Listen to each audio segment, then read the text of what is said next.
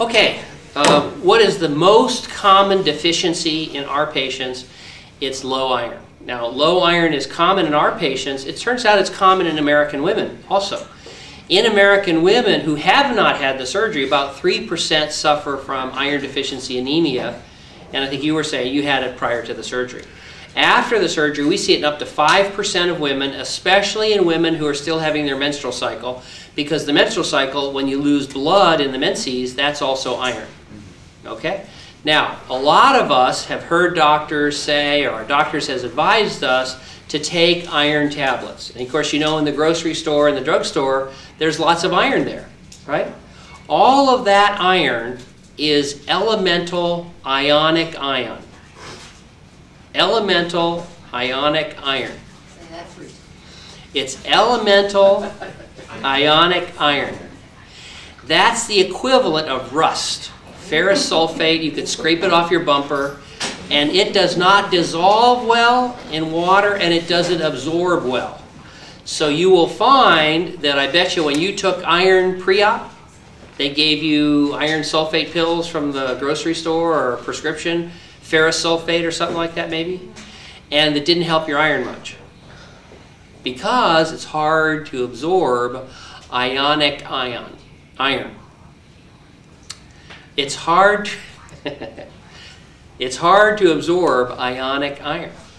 On the other hand, iron that's surrounded by the hemoglobin molecule, like the kind of iron that's in beef, is very easy to absorb because your body is made to absorb that kind of iron easily. So a company has made a polypeptide that looks like hemoglobin and wrapped iron molecules in it.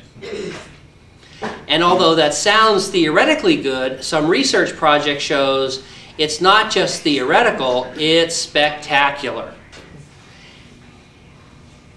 Hemoglobin iron polypeptide, or proferrin, was used in a group of people who need lots of iron.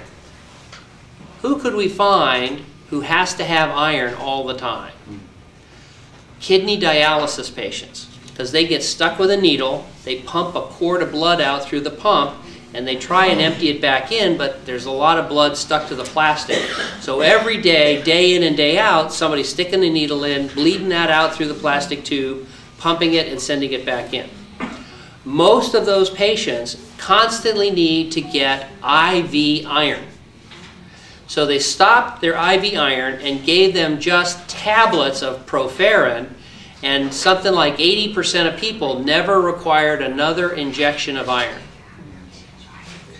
Proferrin, or hemoglobin iron polypeptide, is great.